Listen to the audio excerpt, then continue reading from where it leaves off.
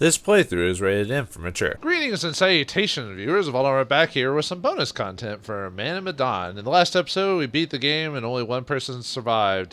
Poor Julia, and she was trapped in a military vessel or institution for the rest of her days. So a sad ending for it, but although there are multiple ways to beat this game and to get all the achievements, I know I missed a lot of stuff on there.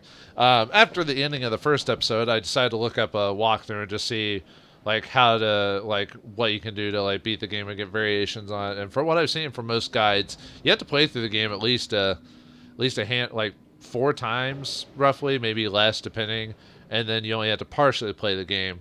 Now what I mean by partially is that you can actually, I probably didn't show it, I might show it on the main menu before we end the episode, that you can go back and select certain chapters you'd played it before, but the thing is, and you're probably thinking, well, what playthrough does it base it off on? Well, it based it on the previous game, the game you just finished. We'll start at that location. So if I chose like a middle chapter, it'd been based off whatever decisions I'd made in that current playthrough, because this game is one of those games that saves one file and then auto saves every time you make a decision, so it's based off that. And you're probably wondering, well, how am I getting this screen to happen with the cap situation? Well, this is what happens when you turn off the QTE for disabilities. So for those who have trouble, who want to play this game but have trouble with reaction speed or no speed at all, if you turn it on, it stops the thing. So the only way, and we read it before, but the only way I can fail this is if I purposely choose a different button for this. So in this case, I can just press a square, and I get it in this case. So you can't really fail unless you want to get certain achievements or get certain characters die. Because obviously, to beat the game, we looked at the achievements in the last episode that you have to either beat it with like either the girls or the guys, or everyone survives, no one lives, stuff like that. That's probably where the whole you have to play the game multiple times comes in. But in this case, I'm going to show you just the weapons. If you get the distributor cap, and well, if I played my cards right, and the girl survived, because I already got the girl survived ending anyway. All I had to do was replay this part, and we can do that. So it kind of ruins kind of like the certain moment, but I did show off the most intense scene. But yeah, I kind of wish my playthrough had been the everyone dies scene. But I think there have been a couple of choices throughout the game that if I'd actively did the QTs or whatever. The only problem with turning on the disabilities thing is that it slows down the action quite intensely. Like if you leave it on, it just keeps going, so there's no real stutter. But if you turn it on, then the game will pause, and it kind of almost ruins the moment of the scene. But I like the fact that they left that in for people who have trouble with QTs. Like, you'd be surprised how many games I've played that have actually, I'm not sure on this one what you're supposed to choose. I assume, No! And then we're supposed to just run. Aye, aye, Captain. I guess that's for following her thing or getting past Olsen or whatever. But anyway, I guess that's for telling her what to do. No, and unfortunately there are some glitches. It's either the frame rate drop or something like that, because it's not me doing it, it's the game stopping for that. And obviously, oh, you have to. Oh, you can fail that one? Oh. Well, I'm gonna have to replay this again, aren't I? Huh.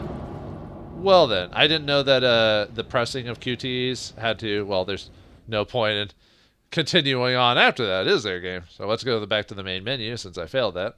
I'm gonna go ahead and leave this in. I was thinking about just cutting it out, but I guess the QT disabilities doesn't work on the ones where you have to press the square or whatever. I didn't realize that. So that's why I didn't press it as fast as I did. So, I wonder if you choose not now. I wonder if Olsen still, because this is supposed to, that scene's supposed to be there to stop Olsen from chasing him, right? So, and unfortunately, going to the main menu at the screen causes the screen to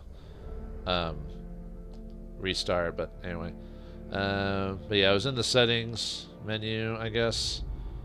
I think I showed this to you all before, but I thought I'd show it to you. Just accessibility, and then you just turn it on. Oh, maybe I should, by holding down, oh, okay. Well, let's turn that on then. The hold it down instead of having to tap it. That might make that one a little bit easier for me, so we'll do that. I always thought about showing the bonus stuff in there, but I feel like that's something that's probably best for owning the game or whatever for that. Oh, and the collectibles. Now that we've beaten it, I can show you. But I'm still gonna show you the ending. I just want to show you some just bonus stuff here. But yeah, the white frames here for possible futures and black frames for deaths. Oh, and this one is, now that I've seen, now that you can see now, that mill picture, A Little Help. Now, we were probably wondering, well, one of the pictures had 2 characters we didn't even know, right? Well, all this is a premonition for their next game, The Little Hope, which we saw the trailer for at the end of the game. So they threw a trailer for their own next game in there, which, well, I think it happens after the credits anyway, so I guess I can't complain too much. But yeah, so possibly one of the deaths in the new one is, I guess, possibly either person like hanging themselves, or maybe it happens at the beginning of the game. It's one of those things you can't change, kind of like the army men at the beginning of this game where they, whatever, and yeah, look at all the secrets I didn't even grab. And apparently, from one of the walkthroughs I read, you have to go through certain paths with certain characters based on certain decisions, so you can't get all the collectibles in one go. So I applaud the game for having so much replayability that you have to play the game multiple times to beat it and collect everything. So it makes definitely worth owning the game a bit better. But anyway, if we go to play alone, and if we start in multiple different games, we would have a section here to move up and down and change that. But since I had to complete it to. Maybe, well, no, it saves after every decision, doesn't it? So, well, that sucks. Let's see what happens if I press continue. It probably stops after she gets killed, I bet. If it is, I might just beat the game off screen, and then I'll try to get the girl survived in the cap ending. I didn't know about that. I forgot about the door pressing, even though it wasn't that long ago after recording the ending to the official playthrough that I noticed that. So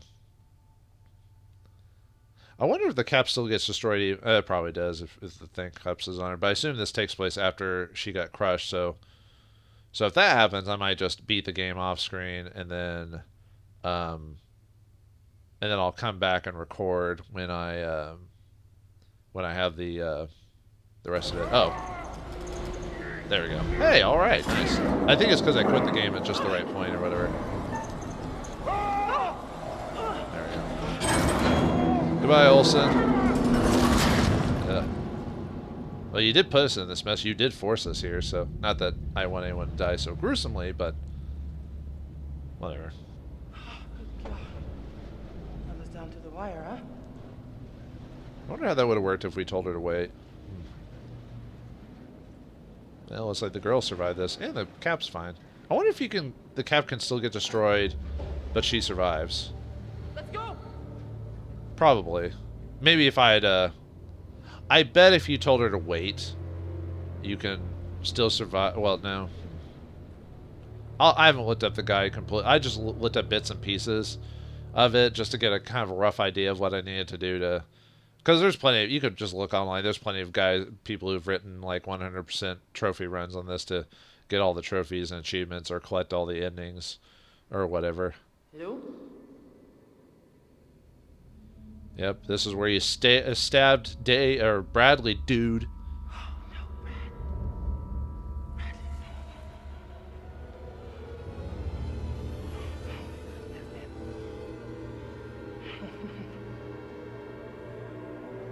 no. If you haven't already figured out, it's Fliss who stabbed Brad. When you succeed in the QTE against the Hood Man, that's actually Brad and the gases.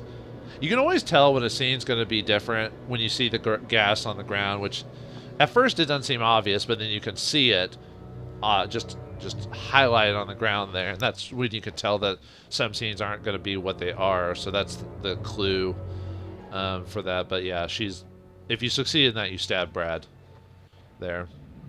Now we have the distributor cap. We can just get out of here. All right, ladies, time for ladies' night out at the bar. All our loved ones are dead. Well, actually, I guess what you call any of them loved ones from Fliss's point of view. For Julia, yeah, brother, boyfriend, maybe been a fiance. All right. Let's try it. And then brother-in-law that she generally liked. It seemed like it looked like she had almost no issue with Bradley anyway. All right. All right, time to get out here and les out. You know, consolidate our losses, but tell a story or get a book deal on this or something. But yeah, if you get the thing, the military doesn't lock you up, and although you don't get that little like interview thing at the end of the game, I don't think. You only get that if you get caught by the military, which only happens if you don't get the distributor cap or if you don't inform the military that you're there, which I guess on my run, Fliss does it automatically, but I think if everyone or most of the people survive, you can... We've been going out for a few months. It got pretty serious. Oh no, I guess you do get the sort of the interview here. You're just talking to Fliss really instead or whoever's around the thing. We had our good times and bad times, you know? It was mostly good times. It was mostly good times. Yeah, she says basically the same thing. I swear I'm telling you everything I know. I didn't see Brad. There was this crazy guy in a hood. That's it. That's it. That's all you got to defend yourself, huh? I guess since Alex died, he didn't get a chance to basically explain what was going on with everyone, you know. And yeah, and then we see the scene of everyone, how the people died in the game. So Brad got stabbed in the stomach and left in the hold. Alex got shot by the crazy dude. That doesn't even look like a complete bullet wound. You can tell that it doesn't go all the way in. I wonder why it doesn't show Brad's body though, or Conrad's body though, at the end there. With where he died. I mean, we saw it and we know where he did, but for some reason it doesn't give him an ending or whatever. So yeah, and then we get the curator, who's just the one telling the story. Oh, and by the way, Until Dark has a guy similar to this in that game as well. Not exactly the same dude, because obviously with this game, I assume Supermassive was going with a different feel, so using a different character. Although the narrator in that game has a bit more of an important role in it. Like, he actively is more a part of the game than this guy is. This guy only comes in every once in a while. It isn't even a narrator, really, for example. Or maybe it is. Yeah, if we didn't get a happy ending, not everyone survived. Happy, really. Well, I am a bit of a sadist, I guess. No, I suppose when... Although I do tend to like in games choosing like nastier negative responses or being a dick because I know it's not real. I would never do that in real life, for the most part. Decisions made in a hurry, in a panic. And this game does have a lot of decision variables. If you go through the walkthrough, there are a lot of different variables. Even at the end of the game, even if everyone survives, depending how you reacted with other people, it still gives them an opinion of you by the end of the game. I guess I could talk about my decisions over the course of the game, what it meant to do. Like, some of them are pretty obvious. Like, when Julia and Alex are in the water, and she wanted him to stop, or he wanted her to stop, to depressurize. He wanted her to depressurize, so, which that's what one of the premonitions were. If you didn't depressurize properly, and she got out, sometime later on, it catches up to her, and she ends up having breathing issues. And I don't know if she dies from that, or if it just, you have to have a scene to have her survive that situation. But Alex was going to propose to her underwater there. So, but you can only get that if you, I think, you can get that if you make certain decisions too, but it's a little bit easier if Brad backs up his bro and tells him to calm down, just do it, because I looked up someone else's run on the game at the very beginning just to kind of see variations on it, and I saw one person who but they chose decisions over the game. I only watched a bit of it because I usually don't like watching full playthroughs of certain people's games, because I usually want to play it through. But he said some different lines, and he was more confident when he was asking Julia to marry him, and that's actually an achievement. If you get that line and you accept, you get an achievement for, I think it's just called yes I do, or something like that. Excuse me. But apparently there's a lot of little achievements like that over the course of the game. Like, if you get certain events to occur, and it's usually based off certain decision points and getting to that point. Like, there's an achievement or a trophy. Well, whatever platform you're playing on. There's one if you get Conrad to convince Fliss to fall for his flirting or whatever, stuff like that. Obviously, there's one for collecting all the collectibles. There's one for finding all the portraits. And apparently, this game has achievements that are based off the co-op part of the game, which I think you could. I think you can do same system co-op on this. I don't think you have to have a different system. I could probably check it out. And I think the trophy for the girl surviving happens at the end of the credits here. But what was I going to say as well? But after playing through bits of the game again, I can kind of see all the clues leading up to that the gas was what caused the people to go insane. I think they did a pretty good job. It's not perfect. There are instances here and there that are a bit off, and like when certain characters die or whatever, it feels like the dialogue wasn't rewritten to take into account that they weren't there in the first place. Like, for example, at the end of the game, when only one person survives and you get caught by the military, they say, oh, it's just a bunch of kids. It's like, but there's only one person there. You don't want to reread that it was only like a handful of lines. You could have just redid the lines again, just said, oh, hey, it's a kid. There you go. It doesn't matter who survived. It's one person, so kid's kid. You know, but yeah, there's a lot of weird things like that where if certain people aren't there, it cuts weird because it knows it doesn't. Well, it almost seems like it's like, oh, a character isn't there. Let's skip that to the next scene really quick to those who are there. I don't know. It feels like maybe that could have been touched up a bit. But what else? I wanted to say about the game. Oh, I could skip this. I just noticed that after I was trying to think about what to say, and then it was just like, oh right, I can skip the dialogue here. And yeah, unfortunately in this game, for the most part, from what I've read, you can't really skip cutscenes. So if you want to do like a full playthrough of this game, it's about a 4-hour playthrough every time, roughly. If you're not taking... Oh! Hey, you survived. What do you know? I guess he wasn't dead when Olsen was kind of messing with him. No, last one. Oh, let's check what the last bearing update has before. Military bandwidth. After they escaped the ship, the military found the outrang Medan. Let's see, and then I wonder if you can ever completely fill one of these wheels up. Huh. But anyway. All right, let's see how this ending goes.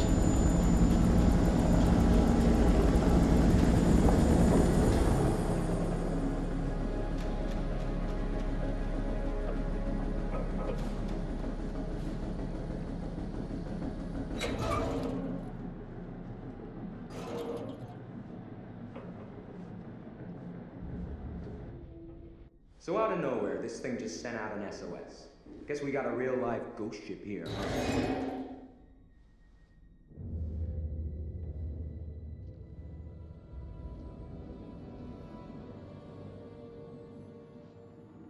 Whoa. What the hell is this?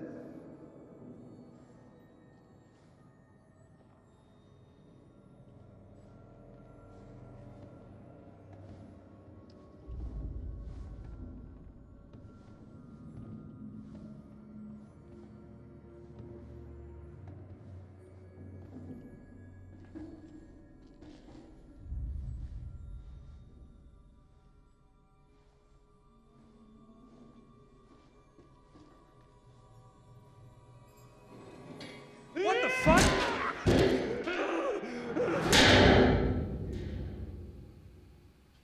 Well, it's like, Danny boy, the pipes are piping for you. Okay, you get the achievement, but I feel like I wish there could have been something, like the girls had a unique... I mean, yeah, at the end on the boat, they talk about whatever, but that's it. So I kind of feel like that kind of like is almost like it's a trophy, yes, but you don't get any extra bonus out of it, if that makes sense. It really sounds like there's basically out of a... This one looks interesting. It looks like it's kind of based off this maybe Salem witch trials type of situation, because you saw like a you saw like a little doll there, and then you saw the Puritan girl kind of running around. So I don't know. I wonder if they're going to do the same thing as this game, where it's it's a suspense thriller, but there's no supernatural stuff. It just seems like it. Or if they're going to go back to supernatural. I feel like it's going to go back to supernatural. I feel like they're maybe going to go off and on each story, like Until Dawn was supernatural. This one was more science effective, while the other one would be supernatural, just to keep changing it up every time. Let me check and see what don't play alone. Okay, so you got two different variations. So shared story is online, and then movie night. Oh, okay. Movie night, you just pass the controller around. So I bet I didn't look at the complete trophies, but I bet one of them is you have to do it online, which is kind of annoying. So I'll never get 100% on that. I'm not sure if I'm gonna go through the game again to do all that. I might do one more run just to see, like maybe get the everyone survives ending. Which if I do that, I might consider tacking on that onto the end of this video maybe, because one of the trophy guides suggests making the first playthrough, making an everyone survives ending. Obviously, you want to do that in the first place. And I didn't really find anything new, so I don't know why I'm there. But yeah, it's kind of disappointing that the girl's surviving, and you get that little bit of dialogue about what happened with them. But I don't know. I feel like there should have been something a little bit more. But maybe it's the game punishing you for not having everyone ending, even though you had an achievement for everyone surviving. So I don't know. But yeah, if you start off a new game and everything, then just keep it matter of fact that it's restarts your save, so you can't. Here's the scene selection. So you have to beat the game, and then I can choose any scene that I want to replay again. But it takes all the choices from a previous scene, like maybe up to Storm. I choose abandoned ship. It'll take everything I chose from here, and then start from there, for example. So keep that in mind if you're gonna do trophy playthroughs or anything like that, or if you want to fix something you messed up on, which I feel like the first time you ever play a game, I feel like you should just, like a game like this, you should just take the punches with whatever happened. I purposely went into this game knowing I was going to do like a silent or no run, kind of like Until Dawn has something like that too. Like I said, I don't want to say anything more in case you haven't played it or want to play it, or maybe I play it somewhere down the line. Although if I record that, I'll probably do a everyone does nothing and maybe wins play through the game. I feel like I wanted to do that just because probably everyone online probably did I choose this one or this one, and I wanted to go, you know what, I'm just going to do I do nothing to win game and just see how long it can last. Kind of like in a Telltale game where, if anyone watched my Batman playthroughs or any of those others, I think it was Batman. I don't think I did that in Walking Dead, but in Batman I would do a lot of just purposely failing on purpose just to see what happens.